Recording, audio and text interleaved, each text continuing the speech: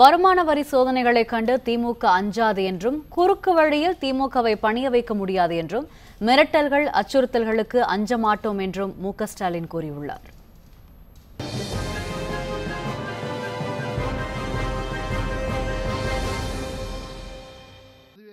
மக்களவை தேர்தல் மற்றும் சட்டமன்ற இடைத்தேர்தலுக்காக கடந்த 20ஆம் தேதி முதல் திமுக தலைவர் மு.க. ஸ்டாலின் பிரச்சாரத்தில் ஈடுபட்டு வருகிறார்.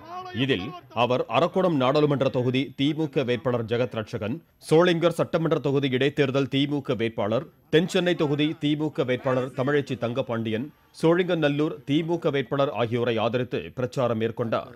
அப்போது பேசிய அவர், இந்துக்களுக்கு எதிரான கட்சி என்று திமுக குறித்து தொடர்ந்து அவதூறு பரப்பப்படுகிறது என்றார். திமுக என்றும் இந்து மதத்திற்கு எதிரி அல்ல என்ற அவர், எல்லா மதங்களுக்கும் பாதுகாவலனாக திமுக தொடர்ந்து செயல்படும் என்றார்.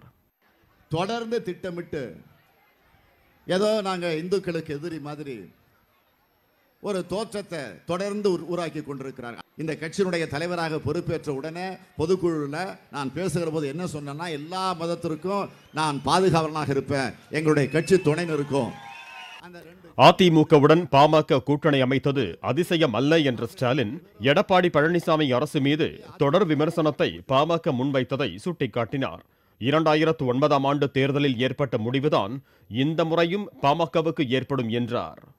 பாஜகவோடு நாங்கள் 100% அல்ல, 200% பிஜேபியோடு நாங்கள் கூட்டு சேர மாட்டோம், பாண்டு பேப்பரில் கையெழுத்து போட்டு தரவா என்று கேட்டவர் டாக்டர் ராமதாஸ் அவர்கள்.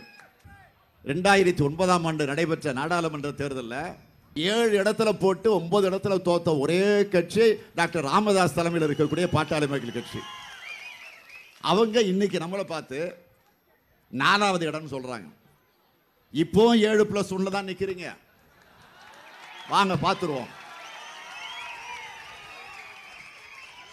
என்ன வரப்போகுதுன்னு பார்த்துருவோம். தேர்தலில் தோல்வி வரும் என்பதை தெரிந்து கொண்ட ஆளும் கூட்டணி திமுக தொண்டர்களை தேர்தல் பணியாற்ற விடாமல் தடுக்கிறது என்று ஸ்டாலின் குற்றம் சாட்டினார். வருமான வரி சோதனையில் தவறில்லை என்ற அவர், எதிர்க்கட்சிகளை முடக்கவே சோதனை நடத்தப்படுகிறது என்றார். தோல்வி வர இருக்கக்கூடிய சூழ்நிலையில இது எப்படியாவது தடுக்கணும், திமுக தொண்டர்களை பணி செய்ய விடாமல் தடுக்கணும், ஆக ஒரு கோபத்தை ஏற்படுத்தணும், ஆக அவர்களை பணி செய்ய விடாமல் தடுக்கிற முயற்சி ஈடுபடணும். அதற்காக அந்த பணியில இப்போ புதுசாக ஈடுபட்டு இருக்கிறாங்க.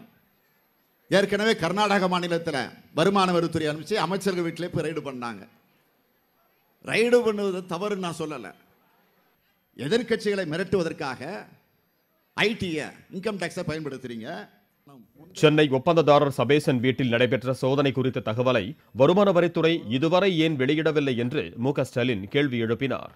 புகார் கொடுத்தால் யார் வீட்டில் வேண்டுமென்றாலும் சோதனை நடத்த வருமான வரித்துறை தயாரா என்ற ஸ்டாலின், குறுக்கு வழியில் திமுகவை அடிபணிய வைக்க முடியாது என்றார். திமுக எதற்கு மசிய மாட்டேங்குது, இது மசியாது, இது பணங்காட்டு நரி, இது மசியாது. ஆக இப்படி ஒரு குறுக்கு வழியில மிரட்டி அச்சுறுத்தி திராவிட முன்னேற்ற கழகத்தை அடிபணிய வைக்கலாம் என்றால், இது அறிஞர் அண்ணா அவர்களால், தலைவர் கலைஞர் அவர்களால் உருவாக்கப்பட்டிருக்கக்கூடிய கழகம் இந்த திராவிட முன்னேற்ற கழகம். அவர்களால் வளர்க்கப்பட்டிருக்கக்கூடியவர்கள் நாங்கள் தடாவைய பார்த்தவங்க, மிசாவைய பார்த்தவங்க, பொடாவைய பார்த்தவங்க. பொடா, உங்களுடைய சட்டம் எங்களை என்ன செய்ய போகிறது?